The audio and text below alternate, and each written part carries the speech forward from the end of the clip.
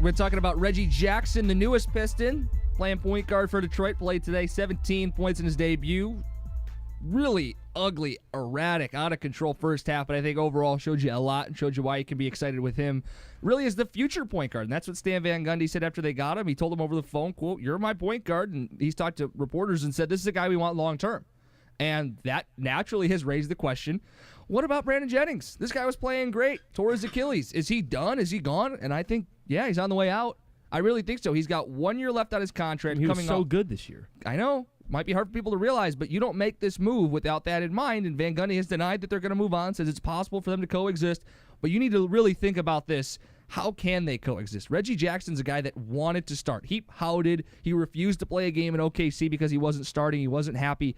He's coming here to start, and Van Gundy's starting him for the rest of this season and the start of next year as Brandon Jennings comes back from that Achilles injury, and this is him. This is Reggie Jackson. He put his money where his mouth was to be the starting point guard of a team somewhere. He turned down 4 years, $48 million because he wanted to become a free agent and get paid if Oklahoma City wasn't going to trade him.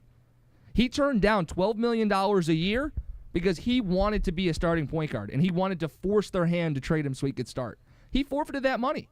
And I think that speaks a lot to his determination to be a starting point guard and how badly he doesn't want to sit on the bench. Well, what's going to happen with Brandon Jennings?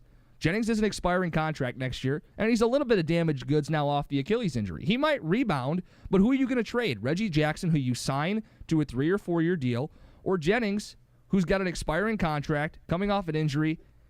His only chance is to say, I want to be a guy that comes off the bench, and he's never done it in his career. So I think it's easier to get rid of Brandon Jennings than Reggie Jackson. I think it makes more sense to start moving on from Brandon Jennings. And you're right, he played so well, but I don't see any other way that this goes down, right? I mean, Brandon Jennings is a starting point guard. Reggie Jackson has to be a starting point guard. You have to pick one. Jackson's the one you have long term. You're saying there's no way they go 1-2. I don't think they coexist. I know the example is Phoenix does it, but even they had to blow up their situation because they can't make it work. Yeah, well, they're ridiculous. And they went right back at it with two point guards, with Brandon Knight and Eric Bledsoe. Brandon Jennings isn't a guy that can play off ball, you don't think?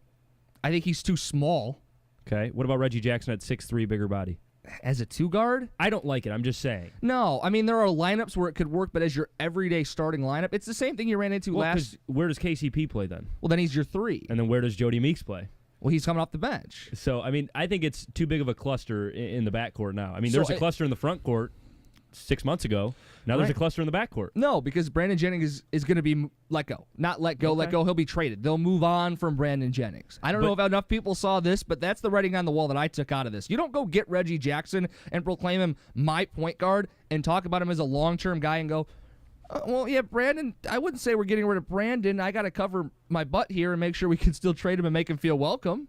Well, my issue with this whole deal then is if you just let him, because he's still got a year left, so you're going to have to trade him. You can't just keep him on the roster for next season. Who needs a point guard in the NBA? Like, there are so many good ones and so many teams with young point guards. Like, who needs a Brandon Jennings on their roster? Is my issue. And then what do you deal him for? Nobody's giving up a first rounder for him. No, but you're not going to take just a second rounder and some pieces for him. So where do you find a deal is my biggest issue. To say he doesn't have value, though, he's an expiring contract. Right, is the biggest thing. Listen, he might have to accept that he's going to come off the bench somewhere. That's what the issue might be for him. And I don't have all the point guards mapped out in front of me, but somebody somewhere would be interested in having him. Right, like off the top of my head, I don't know of any teams that would be interested in having him as their starting point guard. Like, I mean, if Brooklyn wants to move on from Darren Williams at some point, maybe they go after him because, I mean, I know they were talking about maybe a Brandon Jennings, Joe Johnson deal before the trade deadline, but other than that, there's not many teams out there that need a point guard. Maybe a Minnesota, but they have Ricky Rubio, a young guy. Even if you don't trade him, though, you're not re-signing him, right? No, can't. So then his era is essentially coming to a close. This is the Reggie Jackson era, barring some ridiculous injury to Jackson or he just falls off the face of the earth. Jackson, we both like him. We both think he can contribute. We both think he's going to be a good point guard for the Pistons, and that means Brandon Jennings can't be here with him. You made the point that Brandon Jennings' future is up in question right now, and I think that's the biggest issue. As soon as we heard this, you can't have 2 starting point guards coexist on this roster. Brandon Jennings has only ever missed 3 starts in his career as a point guard. He started every single game except for 3, and that's over 400 games. So he is a starting point guard, not ready to take a back seat. And I think the other guy, Reggie Jackson, a guy who Well, hasn't started many games in his career, but who is the better option moving forward? I'm saying Reggie Jackson, and I say it for multiple reasons. Stan Van Gundy, when the trade went down, he compared the situation Reggie Jackson was in to the situation Eric Bledsoe was in the first couple of years. He was behind Chris Paul in L.A. Reggie Jackson behind a top 5 player in Russell Westbrook at OKC. Eric Bledsoe behind Chris Paul, a top 5 player with the L.A. Clippers. And, I mean, for Stan Van Gundy to make that comparison, he obviously sees that there's going to be progression with Reggie Jackson, because the comparison made Eric Bledsoe, his first 3 years in the league, he was with the Clippers. He was behind Chris Paul per 36 minutes as a reserve.